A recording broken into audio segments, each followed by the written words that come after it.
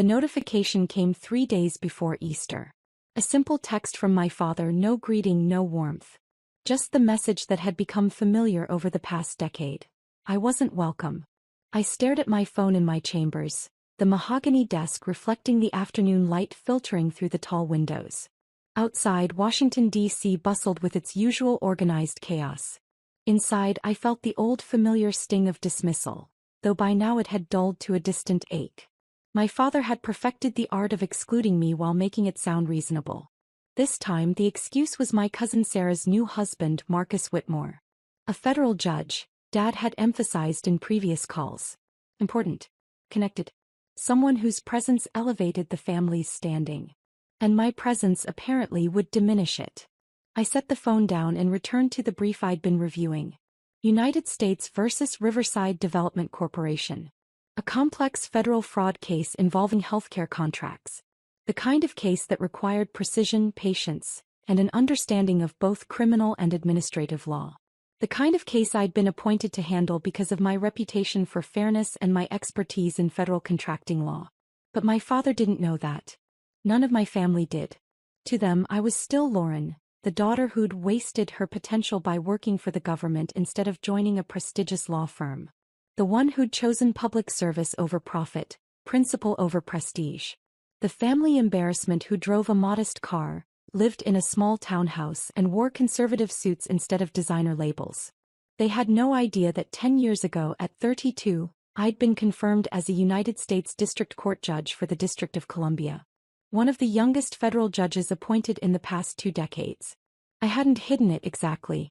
I'd invited them to my confirmation hearing. My father had declined, citing a golf tournament. My mother had prior commitments. My sister Jessica came but left early, unimpressed by what she called government pageantry. Only my late grandmother had attended, sitting in the gallery with tears of pride streaming down her face. After that, I stopped trying to share my life with them. When they asked about work, I said cases and paperwork. When they dismissed my career as pushing papers for bureaucrats, I simply nodded. When my father introduced me at family gatherings as Lauren, she works for the courts, emphasizing it like an apology, I smiled politely. I wasn't hiding. I was watching. Every dismissive comment, every casual exclusion, every assumption that I'd failed because I hadn't followed their narrow definition of success. I observed it all. Not with bitterness, but with the same analytical eye I brought to the bench. My career had taught me patience. In federal court, you don't rush to judgment.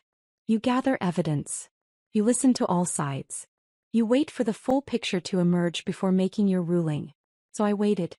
The text about Easter was just the latest in a pattern that had repeated throughout my adult life. Family weddings where I wasn't asked to be in the wedding party. Holiday gatherings where my achievements went unmentioned while my sister's corporate success was celebrated. Conversations where my opinions on legal matters were dismissed in favor of my brother-in-law's. He was a personal injury attorney whose largest case had been a slip-and-fall settlement.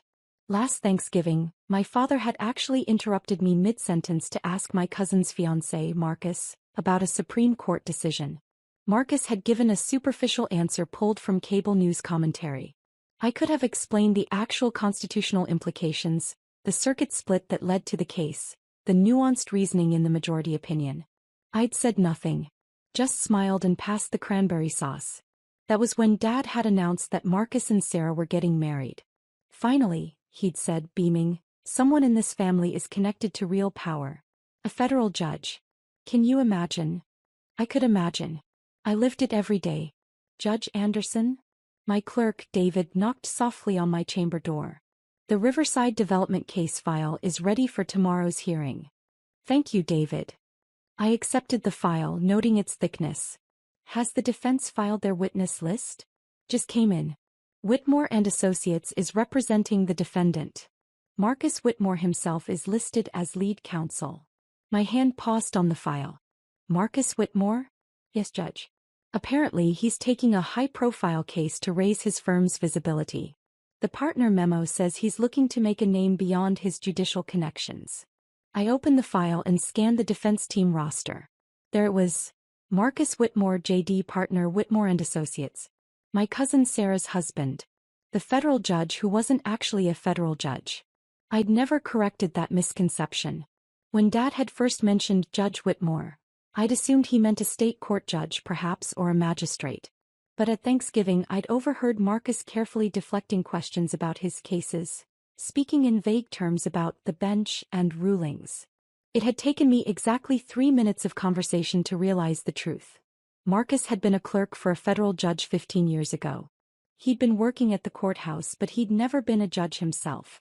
He'd parlayed that brief association into a successful private practice, and somewhere along the way, my family had inflated his resume from former judicial clerk to federal judge.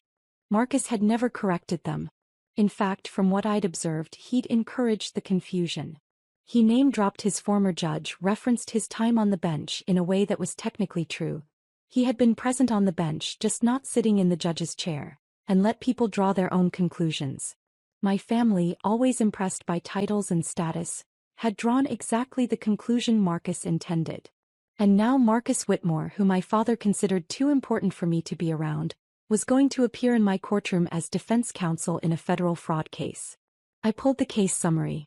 Riverside Development Corporation was accused of submitting falsified documentation to obtain $47 million in federal healthcare facility construction contracts.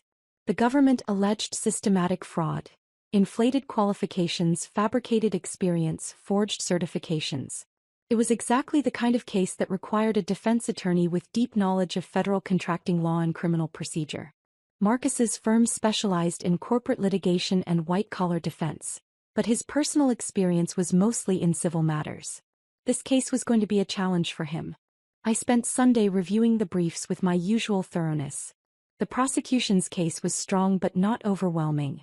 The defense had room to maneuver if they were strategic. Everything would depend on how well Marcus could argue the nuances of federal contracting regulations and criminal intent. By Sunday evening, I drafted my preliminary questions and reviewed the relevant precedents. I was ready. My phone buzzed. Another text from Dad. Hope you're enjoying a quiet Easter at home. Sarah and Marcus's brunch was wonderful. Marcus told such fascinating stories about his cases. So impressive to have someone of his caliber in the family. Wish you could have met him properly. I typed a simple response. Sounds lovely. What I didn't type. I'll see him tomorrow morning at 9 o'clock. In my courtroom, where he'll address me as Your Honor. Monday morning arrived with the crisp promise of spring. I drove to the courthouse in my standard vehicle, a practical sedan that my family had once mocked as so ordinary. I parked in my reserved space, marked Judge Anderson, and entered through the private judicial entrance. Security nodded respectfully. Good morning, Judge. Good morning, Tom. I took the judge's elevator to my chambers, changed into my robes and reviewed my calendar. United States versus Riverside Development Corporation was my first case. Scheduled for 9 a.m. A pretrial hearing on several defense motions to suppress evidence. At 8:55, David knocked. Courtroom is ready, Judge. Both parties are present. Thank you. I'll be right there. I gathered my notes, took a breath, and walked through the door that connected my chambers directly to the courtroom. All rise. The United States District Court for the District of Columbia is now in session, the Honorable Lauren Anderson presiding. I entered and took my seat at the bench, looking out over the courtroom with the practiced neutrality I'd perfected over a decade. The prosecution team sat at the left table, led by Assistant U.S. Attorney Rebecca Chin, someone I knew to be thorough and prepared. At the defense table sat 3 attorneys in expensive suits, and in the center Marcus Whitmore. Our eyes met. His face went absolutely pale. I watched the recognition hit him in stages. First confusion, why did this judge look familiar? Then recognition, wait, that's Sarah's cousin. Then the devastating realization she's not just in the courthouse. She asked the judge. To Marcus's credit, he recovered quickly, though not quickly enough. His co-counsel had noticed his reaction. The lead prosecutor had noticed. The court reporter had noticed. I gave him nothing. No smile, no acknowledgement of recognition, no indication that we'd met before. Just the same professional neutrality I showed every attorney who appeared before me. Please be seated, I said. Counsel, please state your appearances for the record. Rebecca Chin stood. Rebecca Chin for the United States, Your Honor. Marcus stood. and I could see his hand trembling slightly as he gripped his notes. Marcus Whitmore for the defendant, Riverside Development Corporation, Your Honor. His voice caught slightly on Your Honor. Thank you, I said calmly.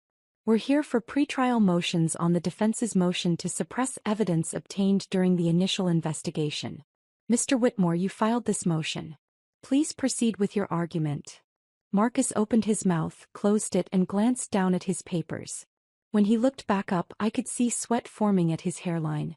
This was the moment every judge learns to navigate with care. Personal connections cannot influence judicial decisions. The fact that Marcus was married to my cousin, the fact that my family valued him more than they valued me, the fact that he'd built a reputation on a title he'd never actually held. None of that could matter. What mattered was the law, the evidence, and the arguments presented. Marcus began his argument, and within 2 minutes, it was clear he was unprepared. He cited a case that had been overturned 3 years ago. He misstated the standard for suppression of evidence in federal criminal cases. He confused administrative law with criminal procedure. I let him finish, then asked a simple question. Counsel, you cited Patterson v. United States for the proposition that warrants require individualized probable cause for each document seized. Can you direct the court to that language in the opinion? Marcus fumbled with his papers. Your Honor, I believe it's in the majority opinion page. Patterson v. United States was overturned by the Supreme Court in Wilson v. Harris, I said evenly. 3 years ago. The current standard is established in Riverside. Interestingly, a case with the same name as your client, which held exactly the opposite. Were you aware of that? The courtroom went silent. Your Honor, I will need to supplement our brief. I would suggest you do so, I said. Additionally, your motion cites Federal Rule of Criminal Procedure 41E, which was amended in 2019. The version you're citing is no longer in effect. Ms. Chin, does the government wish to respond? Rebecca Chin stood, and I could see her fighting back a smile. Your Honor, the government believes the defense's motion is based on superseded law and should be denied as filed. However, if the court wishes to allow supplemental briefing, I'll allow it, I said. Mr. Whitmore, you have until Friday to file a supplemental brief addressing the current state of the law. Ms. Chin, you'll have until the following Wednesday to respond. We'll reconvene in 2 weeks. I addressed the rest of the procedural matters quickly and efficiently, then adjourned the hearing. All rise.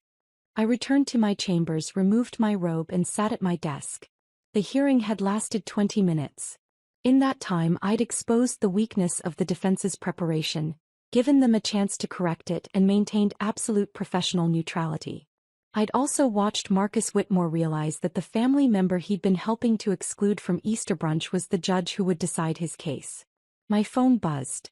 A text from Sarah. Marcus just called. He said you're the judge on his case? Why didn't you tell us you were a judge? 3 question marks. The text equivalent of shouting. I typed carefully, you never asked what I do. When you inquired, I said I work for the courts. That was accurate. Her response came immediately. Everyone thought you were a clerk or something. This is insane. Marcus is freaking out. He says this is a conflict of interest. I called my judicial assistant. Janet, I need you to prepare the standard disclosure form for a potential conflict of interest.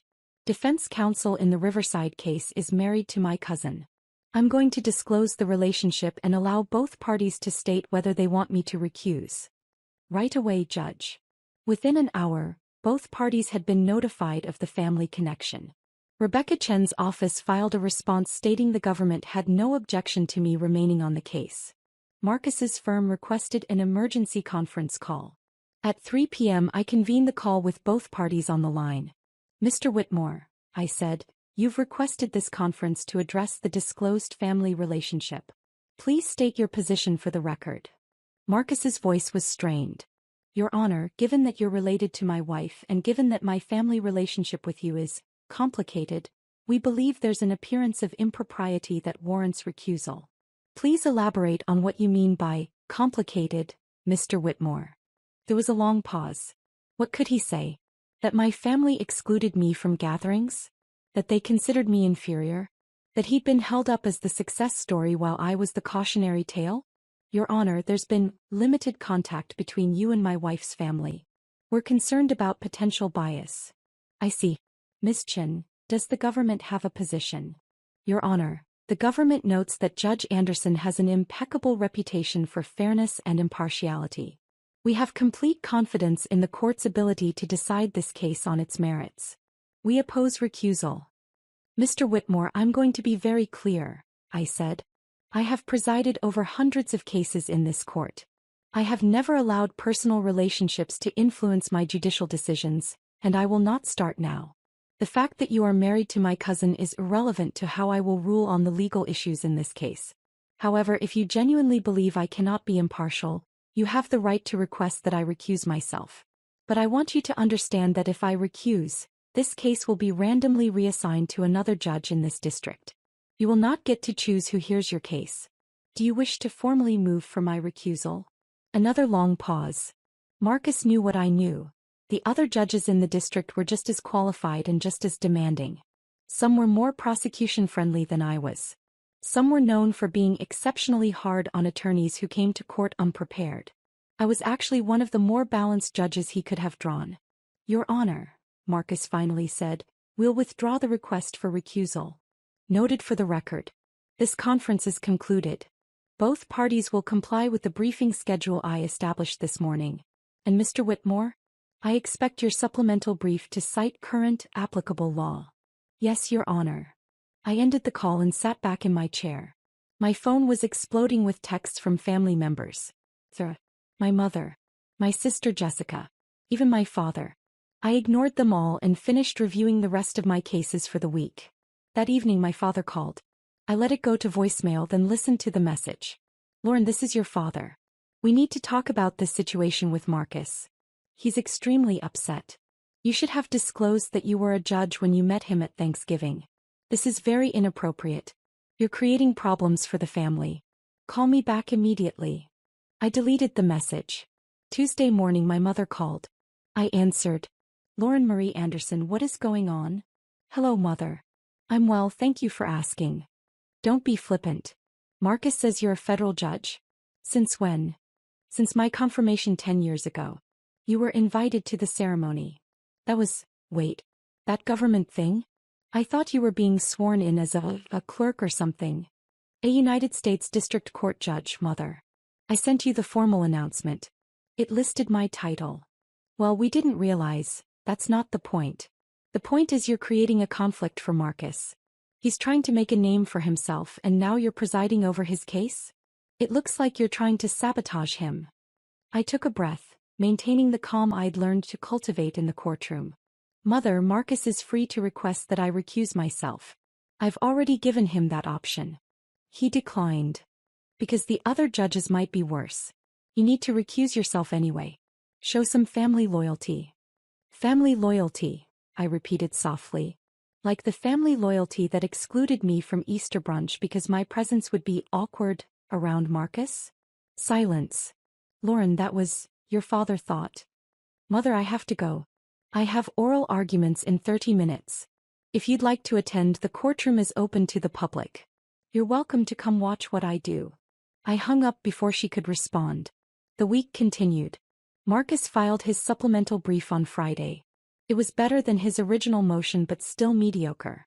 He'd cited the correct cases this time, but his analysis was superficial. Rebecca Chen's response brief was sharp, thorough, and devastating. When we reconvened for the hearing, Marcus looked like he hadn't slept. His co-counsel did most of the arguing this time, a senior partner who clearly understood federal criminal procedure far better than Marcus did. I denied the motion to suppress. The evidence had been lawfully obtained. The defense had failed to meet their burden of proof.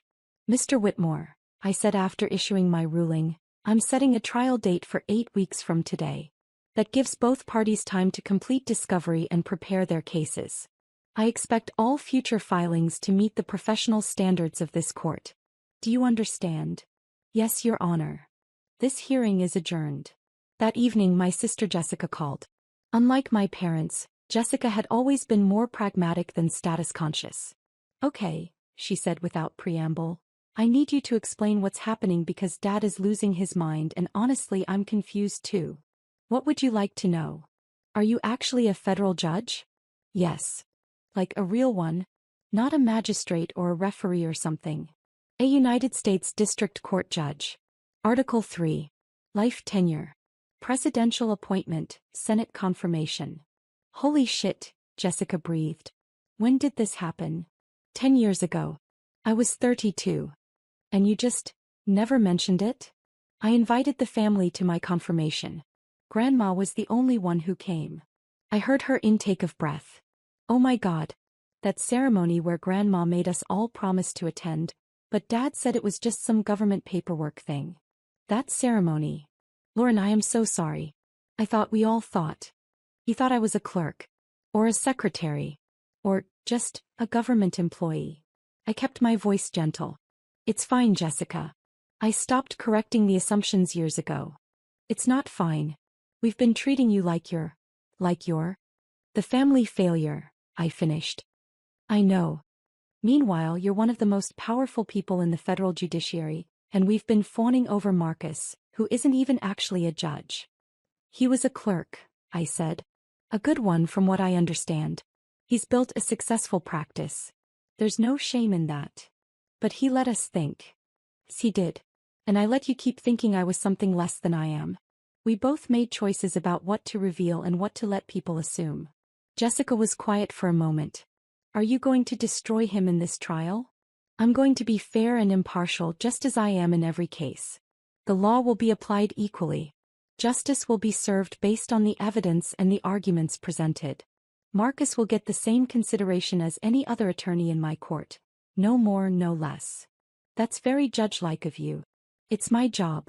Another pause. Dad wants you to recuse yourself. I know. I've offered Marcus that option twice now. He's declined both times. Because you're actually one of the fairer judges, aren't you? I'd like to think so. Lauren, I really am sorry. About Easter, about all of it. We should have paid more attention. We should have cared more about what you were actually doing instead of just assuming. Thank you, I said quietly. That means something. For what it's worth, I'd like to come watch the trial. If that's allowed. It's open to the public. You're welcome anytime. The trial began 6 weeks later. In that time, Marcus had clearly worked hard to prepare. He'd brought in 2 additional attorneys who specialized in federal criminal defense. They'd filed competent briefs, conducted thorough discovery, and prepared a reasonable defense strategy. But the government's case was strong. The evidence of fraud was extensive and well documented. Falsified certifications, fabricated experience, forged signatures. The paper trail was clear. The trial lasted 3 weeks. My courtroom was filled every day with the usual mix of law students, journalists covering federal cases, and interested observers. On the second day, I noticed my sister Jessica sitting in the gallery. She came back every day for the rest of the trial. On the 4th day, my mother appeared. She sat in the back, watching silently as I managed the complex proceedings, ruled on objections, instructed the jury, and maintained order in the courtroom. On the 8th day, my father came. I saw him enter during the afternoon session, taking a seat near the door. He watched as Marcus examined a witness, as Rebecca Chin cross-examined, as I sustained objections and overruled others based on the federal rules of evidence. He watched me work. The jury deliberated for 2 days before returning a verdict. Guilty on 17 of 19 counts. Riverside Development Corporation had systematically defrauded the federal government of $47 million. I thanked the jury for their service, set a sentencing date, and adjourned the trial. In my chambers afterward, I removed my robe and sat quietly for a moment. The case had been decided fairly. The law had been applied correctly. Justice had been served. Marcus had represented his client competently, but the evidence had been overwhelming. He'd done his job. I'd done mine. My phone showed 14 missed calls from family members. I called Jessica first. You were incredible, she said immediately. Lauren, I had no idea. The way you managed that courtroom, the way you explained complex legal concepts to the jury, the respect everyone showed you, I'm honestly in awe. Thank you for coming. I brought Mom on day 4. Did you see her? I did. She cried afterward. Not in court but in the car. She said she finally understood what Grandma had been trying to tell us. My throat tightened. Grandma knew. She tried to tell us. We didn't listen. Jessica paused. Dad came on day 8. I saw him. He hasn't said anything yet. I think he's processing. That's all right. He doesn't have to say anything. But the next morning my father called. I almost didn't answer, but something made me pick up. Lauren. His voice was rough. I watched the trial. The end of it, anyway. Yes, I saw you there. I had no idea what you do. I mean, I knew you worked at the court, but I didn't understand what that meant. I didn't understand who you are. I waited. We excluded you from Easter because we thought Marcus was more important. More successful. More worthy of respect. He cleared his throat. I was wrong. We were all wrong. Dad. Let me finish. Please. You've been a federal judge for 10 years. One of the youngest ever appointed. You've presided over hundreds of cases. You literally hold the power to decide people's futures, to interpret the law, to deliver justice. And we thought you were filing papers. I do file a lot of papers, I said gently. That part was true. Lauren, I'm sorry. I'm sorry we didn't come to your confirmation. I'm sorry we didn't ask more about your work. I'm sorry we valued a title over actually knowing who you are and what you've accomplished. I'm sorry we missed 10 years of being proud of you. I felt tears prick my eyes. Thank you. Your mother and I would like to take you to dinner. To celebrate. To listen. To finally learn about your life. Would you be willing? I'd like that. And Lauren, Marcus asked me to tell you something. He said to tell you that you were the fairest judge he's ever practiced before, and if he ever has another federal case he hopes he draws your court. I smiled. That's kind of him. He also said to tell you that he's sorry for letting us believe he was a judge. He said you could have embarrassed him in open court, called out the misrepresentation, made him look foolish. But you didn't. You just treated him like any other attorney and judged his work on its merits. That's my job. No, my father said quietly. That's who you are. And we should have known that all along. 2 weeks later I had dinner with my parents. Jessica came too, and to my surprise so did Marcus and Sarah. We sat in a private room at a restaurant near Capitol Hill. For the first time in a decade my family asked me questions about my work. What cases had been most challenging? What was the confirmation process like? What made me want to become a judge? I told them about my love for the law, my commitment to justice, my belief that the courts should be a place where everyone, rich or poor, powerful or powerless, receives equal treatment. Marcus listened quietly, then said, I owe you an apology, Lauren. I let your family believe I was a federal judge when I was only a former clerk. I was embarrassed to correct them, and then it seemed too late. But watching you work, seeing what an actual federal judge does, the responsibility and the integrity it requires, I'm ashamed I let the confusion persist. You built a successful career, I said. That's nothing to be ashamed of. But I built part of it on a misrepresentation. You built yours on merit, on dedication, on excellence. There's a difference. Sarah took his hand. We both apologize. Marcus for the false impression, and me for not caring enough to learn what you actually do. I forgive you, I said simply. Both of you. My father raised his glass. To Lauren. To the daughter we failed to see clearly. To the judge who showed us what real success looks like. And to family, which should mean supporting each other, not competing for status. We clinked glasses. Over dessert my mother said quietly, your grandmother would be so proud of you. She was, I said. She told me so at my confirmation. She said I was doing exactly what I was meant to do. She tried to tell us, my mother admitted. She kept saying Lauren is a federal judge. Do you understand what that means? But we thought she was just being, you know how she exaggerated sometimes. She wasn't exaggerating. No, my mother said. She wasn't. 3 months later I was invited to Easter brunch. This time the invitation came with a note from Sarah. Please come. We want to celebrate you properly this time. I attended. My father introduced me to the extended family as my daughter Lauren, a United States District Court judge. He said it with unmistakable pride. An uncle I barely knew approached me. A federal judge? That's incredible. What made you choose that path? I smiled. I wanted to serve justice. To make sure everyone who enters a courtroom gets a fair hearing, regardless of who they are or what they've done. That's beautiful, he said. We should talk more about your work. I'd love to hear about your cases. I'd be happy to share, I said, though I can't discuss pending matters. Of course, of course.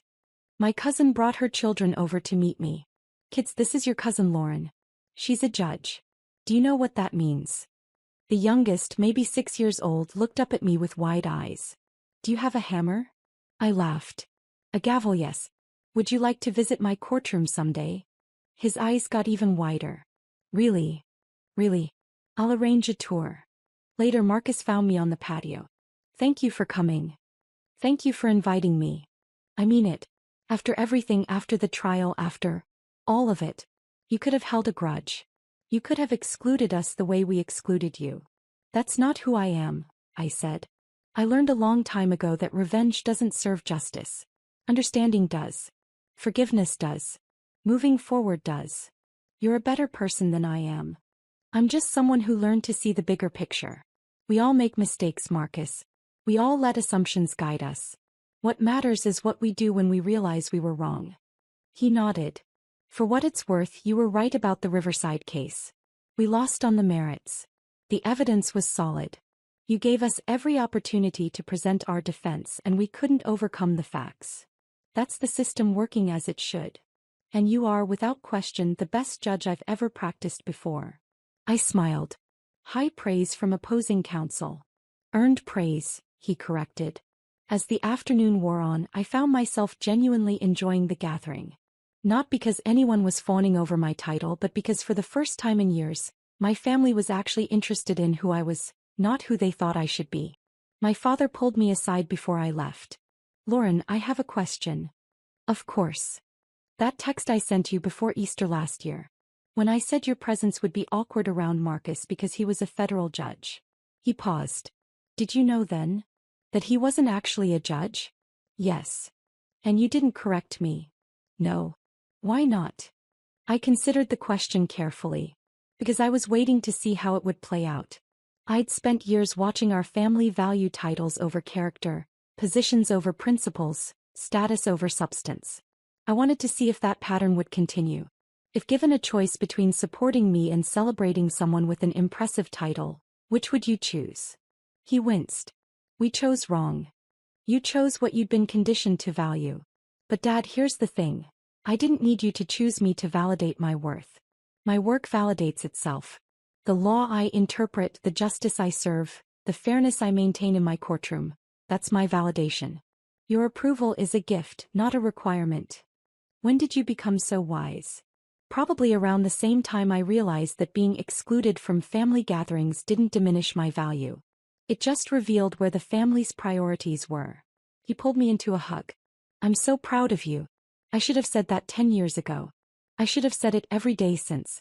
But I'm saying it now, and I'll keep saying it for as long as I can. I believe you, I said. And Dad? That means something. I drove home that evening feeling lighter than I had in years. Not because my family finally recognized my success, but because I'd learned something important about myself in the process. I didn't need their recognition to know my worth.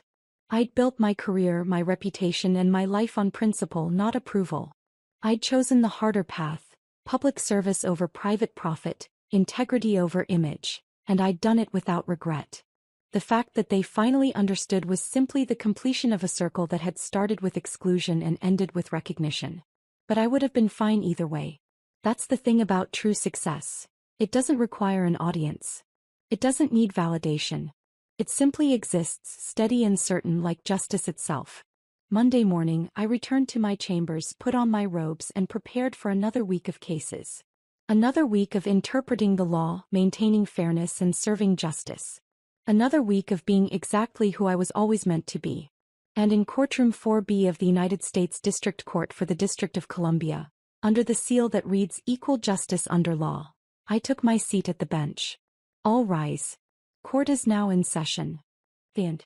5 years later, I was nominated to the United States Court of Appeals for the D.C. Circuit. My family attended the confirmation hearing.